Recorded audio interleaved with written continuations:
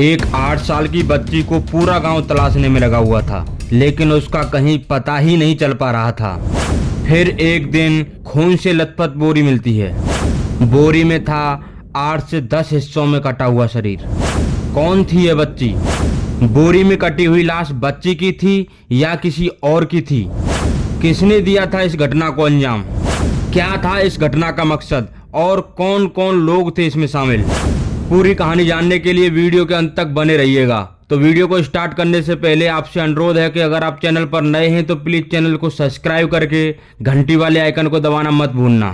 राजस्थान का एक शहर है उदयपुर। तो आज की यह सच्ची घटना उदयपुर के थाने मावली की है। मावली के एक गांव में एक लड़की अपने परिवार के साथ रहती थी। वह गांव के ही एक सरकारी स्कूल में कक्षा 4 में पढ़ती थी। उसकी उम्र अभी 8 वर्ष थी। परिवार में सब कुछ बहुत अच्छे से चल रहा था, पर एक दिन इस हंसते खेलते परिवार को किसी की नजर लग गई।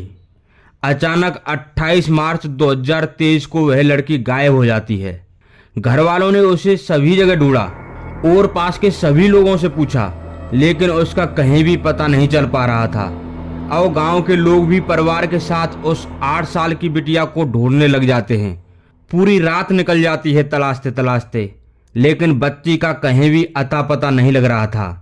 अगले दिन यानी कि 29 मार्च 2023 को सभी लोग मिलकर नज़दीकी पुलिस स्टेशन पहुंच जाते हैं। वहां जाकर वह लोग सारी बात बताते हैं। पुलिस ने इस घटना को बहुत ही गंभीरता से लिया। वो तुरंत FIR दर्ज करके बच्ची को तलाशने में लग जाते हैं। सारा गांव भी पुलिस वालों के साथ उसे तलाशने में लगा हुआ था। 4 दिन बीत चुके थे, लेकिन बच्ची का कुछ भी पता नहीं चल पा रहा था। गांव में ही एक खंडर मकान था। 1 अगस्त 2023 के दिन उस मकान से लोगों को दुर्गंध सी आ रही थी। तभी कुछ लोग उस मकान में जाते हैं। जैसे ही वह वहां जाते हैं तो वहां का नज़ारा देखकर सभी के हाथ पैर फूल जाते हैं और वहां पर हड़कंप मच जाता है। अब तक वहां और भी लोग आ चुके थे। लोगों ने देखा कि वहां खून से लथपथ एक बोरी पड़ी हुई है। डरते डरते अब बोरी को खोला जाता है। बोरी को खुलते ही चारों तरफ हाहाकार मच गया। सभी लोग सन्न रह गए। बोरी में लाश के 8 से 10 टुकड़े थे। सभी लोग तुरंत समझ गए कि यह उसी बच्ची की लाश है जिसे सभी लोग तलाशने में लगे हुए थे। तुरंत पुलिस को सूचना दी जाती है। पुलिस तुरंत मौके पर पहुंचती है। फॉरेंसिक टीम को भी बुला लिया जाता है। साथ में डॉग स्क्वाड भी आया हुआ था। कुत्ते ने घटनास्थल को सूंघा और सूंघने के बाद सीधा लड़की के घर पहुंच जाता है। वहां जाकर कभी बच्ची के घर की तरफ भौंके तो कभी सामने वाले घर की तरफ। कुत्ता लगातार भौंके जा रहा था। अब पुलिस वालों को शक होता है। शक के आधार पर पुलिस उस घर के मालिक राम सिंह राजपूत और उसकी पत्नी को हिरासत में ले लेती है। कुछ समय बाद उनके बेटे कमलेश राजपूत को भी हिरासत में ले लिया जाता है। कमलेश की उम्र लगभग 21 साल के आसपास थी। उस घर में ये 3 लोग माँ बाप और बेटा ही रह रहे थे। पुलिस अब इनके घर की तलाशी लेती है तो बाथरूम और बेडरूम पर उन्हें कुछ खून के धब्बे लगे हुए मिलते हैं। अब जब उन तीनों लोगों से सख्ती से पूछताछ की गई तो पहले वो कुछ नहीं बताते, लेकिन कुछ समय बाद ही वो लोग टूट जाते हैं। पूछताछ में सामने आता है कि उस लड़के को यानी कि कमलेश राजपूत को फ्री फायर गेम खेलने की बहुत आदत थी। घंटों घंटों वह मोबाइल पर गेम खेलता रहता था। अब मोबाइल उसके पास ही रहता था तो गेम खेलते खेलते उसे न जाने कब पॉर्न वीडियोज यानी कि गंदी फिल्में देखने की आदत पड़ गई। ऐसे ही 28 मार्च 2024 को उसने 30 पॉर्न वीडियोज के आसपास देखी थी। वीडियोज देखने के बाद वह थोड़ा उत्तेजित था। घर पर उस समय कोई नहीं था। ठीक उसी समय वह 8 साल की बच्ची उसे भैया भैया कहकर आवाज लगाती है। वह उस बच्ची को अपने घर बुला लेता है। घर बुलाकर वह उस मासूम के हाथ पैर बांधकर रेप करने लगता है। अब बच्ची चीखने चिल्लाने की कोशिश करती है तो वह उसका गला दबा देता है और गला इतना तेज दबाता है कि बच्ची उसी समय मर जाती है। वह लड़का उत्तेजना में इतना पागल था कि बच्ची के मर जाने के बाद भी उसके साथ कई बार रेप करता है। जब अपनी हवस मिटाकर उसे होश आता है तो उसे डर लगने लगता है कि माँ बाप आने वाले होंगे, उन्हें मालूम चलेगा तो बहुत मारेंगे।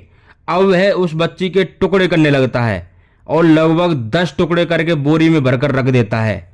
और शाम को माँ बाप घर आते हैं तो उन्हें लगता है कि उनका लड़का अजीब सा बर्ताव कर रहा है। उधर गांव वाले उस बच्ची को ढूंढने में लगे हुए थे। इधर उनका लड़का अजीब सा बर्ताव कर रहा था। जब उन्होंने उससे जोर देकर पूछा तो उसने सारी बात अपने माँ बाप को बता दी। अब तो माँ बाप डर के मारे कांपने लगते हैं कि अगर गांव वालों को इस बात का पता लगा तो न जाने वो लोग उनके साथ क्या करेंगे। अगर बात पुलिस तक गई तो उनके लड़के को फांसी हो जाएगी। अब इस लड़के के माँ बाप उस बोरी को, जिसमें कि बच्ची के टुकड़े भरे हुए थे, चुपके से खंडर वाले मकान में फेंक देते हैं और पूरे घर की ढंग से सफाई करते हैं। लेकिन 4 दिन बाद लाश मिलती है तो डॉग स्क्वाड की मदद से उन्हें पकड़ लिया जाता है। अब तीनों लोगों को जेल भेज दिया जाता है। इधर यह मामला तेजी से पहले तो गांव, फिर उदयपुर और फिर पूरे देश में फैल जाता है। पूरे उदयपुर में लोग सड़कों पर उतर आते हैं। सभी की एक ही मांग थी कि हत्यारे कमलेश राजपूत को जल्द से जल्द फांसी हो। प्रशासन लोगों को आश्वासन देकर शांत कराता है। चार्जशीट दाखिल करने के 1 महीने बाद ही कमलेश के माँ बाप की बेल हो जाती है। उनके ऊपर सबूतों के साथ छेड़छाड़ और उन्हें मिटाने की कोशिश के तहत मुकदमा चल रहा था। लड़के के ऊपर 8 साल की बच्ची का रेप और उसके मर्डर का केस चल रहा है। पुलिस की कोशिश है कि आरोपी को जल्द से जल्द फांसी हो। सिर्फ एक मोबाइल के गलत उपयोग से एक 8 साल की मासूम बच्ची की जान चली गई। माँ बाप का इकलौता बेटा रेपिस्ट और हत्यारा बन गया। इस घटना से हम सभी को भी सबक लेना चाहिए। हमें हमेशा अपने बच्चों पर नज़र रखनी चाहिए। वो मोबाइल से क्या कर रहे हैं, क्या देख रहे हैं, और हो सके तो बच्चों को मोबाइल से दूर ही रखना चाहिए। इस बारे में आपकी क्या राय है, कमेंट बॉक्स में ज़रूर बताइएगा। तो आज की वीडियो में बस इतना ही। इस वीडियो के माध्यम से हमारा उद्देश्य किसी की भावनाओं को ठेस पहुंचाना नहीं है, बल्कि आपको सचेत और जागरूक करना है। तो आपसे फिर मिलते हैं नेक्स्ट वीडियो में। तब तक के लिए नमस्कार, जय हिंद, जय भारत दोस्तों।